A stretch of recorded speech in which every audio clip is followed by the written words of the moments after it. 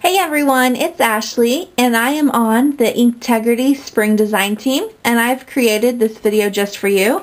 It is using one of the Inktegrity's images. This one is Mr. Owl and I will be using some of my favorite markers, which happen to be the Copics, and I use the Copic chows to color them with. This is a digital image, so you can print it to be whatever size you want.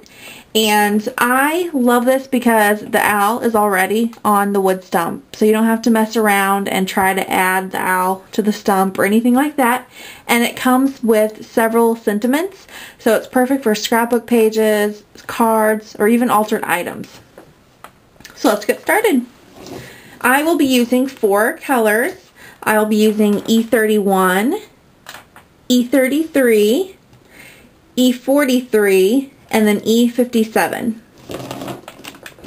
And of course there are a ton of different browns out there. In fact, with the chows on my little cheat sheet, you can see that there are a ton of browns. So just pick the ones that you like for you, and of course you can do more than 4 or less than 4. But the first thing that you want to do is I'm going to color the entire wood stump with the lightest color, which is E31, and it's brick beige. So you're just going to go ahead and start to color the entire image. And with Copics, you just want to make sure that you color in little and small and very slow circles. You want to evenly saturate the page. And good cardstock is very important.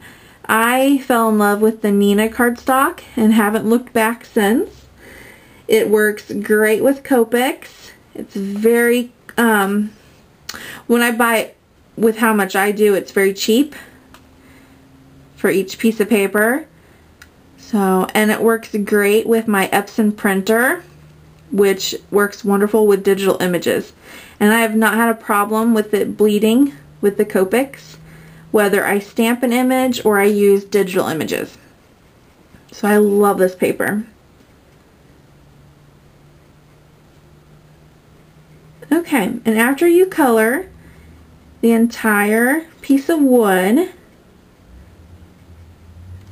you are then going to add some streaks. And I'm going to do E43, and I'm just going to follow the natural wood lines. And that's great about this stamp image, is that they are already there for us. And just remember, there is like a natural streak look to wood, so if your stamp image doesn't have this, go ahead and just do random lines. Or if you have Copic makes multi-liners that work well, very thin. You can actually draw your own lines so they won't bleed. Okay, and then the next thing that you want to do is we're going to add even more darker stripes of color, and I'm going to be using E57, which is light walnut. And this is where I really like to use the broad tip. I always use the brush tip, so it's a good chance for me to play around with that brush tip. And you just want to brush in, and I'm just going to kind of follow those lines, kind of do right along it, along the line, or right on it. And this is going to look really weird because right now it's not blended at all.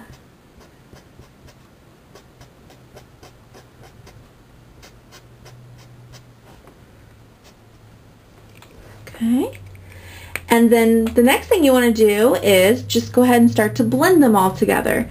And to blend, you don't want to use the 0, which is actually called the colorless blender, but you want to go back over with your first color that you did. And for my sample, it's E31. That is the most common question I get with my videos, is about the colorless blender. It does not work as a blender. Think of it as an eraser. It's going to take away the color. So it's really great for special effects, like adding polka dots or lighting up something or faded jeans, but it doesn't blend the colors. the markers itself blend. So you'll always want to take your lightest one and color back over in little circles. And you can see how the dark streaks are disappearing, or blending in, I should say. Okay. And then you're going to take E33, which is sand, and you're just going to kind of make a shadow where the sun, when it hits, to make it darker. So along the bottom.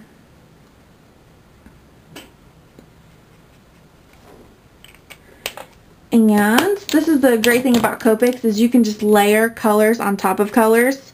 And because they're alcohol based, the paper won't peel or kind of deteriorate. And I'm just going to go back and add some more dark lines with my E57.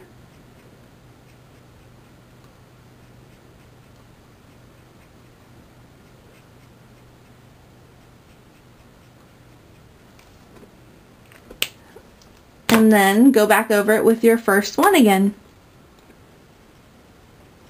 And then you just keep repeating these steps until you get the desired look. So it kind of depends on how much you want those dark streaks to pop out.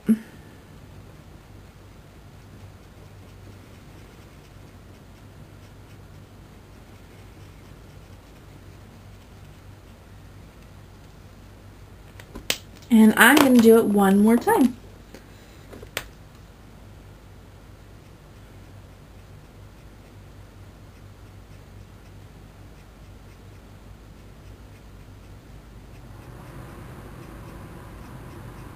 And I am just following those lines that are already on the image.